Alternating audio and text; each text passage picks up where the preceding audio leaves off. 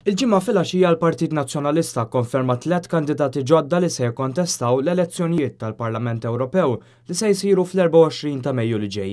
Dawn huma Rej Buġejja, Norman Vella u Francis Zammid-Dimek. Huma se jingħaqdu ma' 8 kandidati l-oħra li kienu approvati f'Lulju li għadda. Nall-istazzjon ħal kummenti tas-Segretarju Ġenerali tal-Partit Nazzjonalista Chris Said.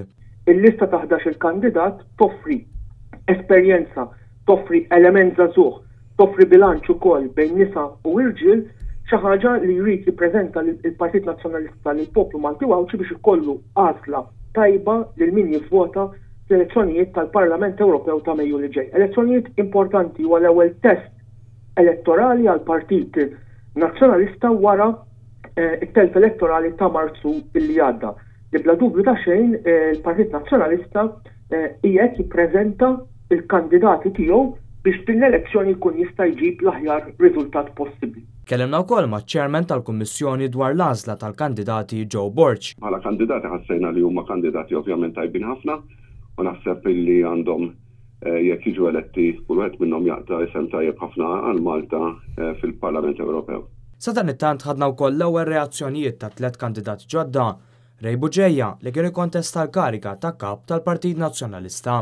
Onur, privileġġ u responsabilità.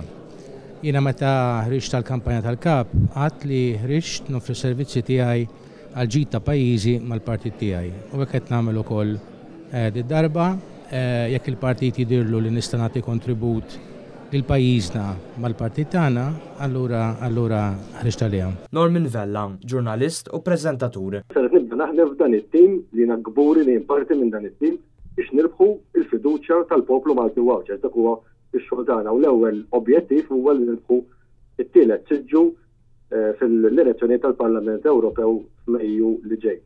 Sbir ħażilt ukoll l-slogan li se jkun qed jakkumpanjani f'din il-mixja se jkun kuraġġ, irid ikun messaġġ ta' kuraġġ, irid iwassal dan il-messaġġ li aħna qegħdin hawn il-Partit Nazzjonalista huwa ħaj u oppożizzjoni effettiva u oppożizzjoni li f'dawn is-snin se ssir il-gvern alternattiv.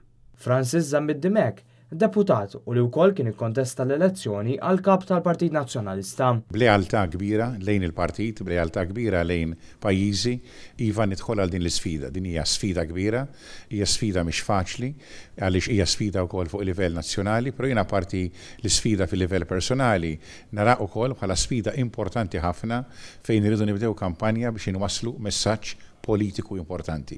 Il-Partit Nazzjonalista fl-elezzjoni għal Parlament Ewropew u għal partit li jixraqlu li jkollu 3 deputati.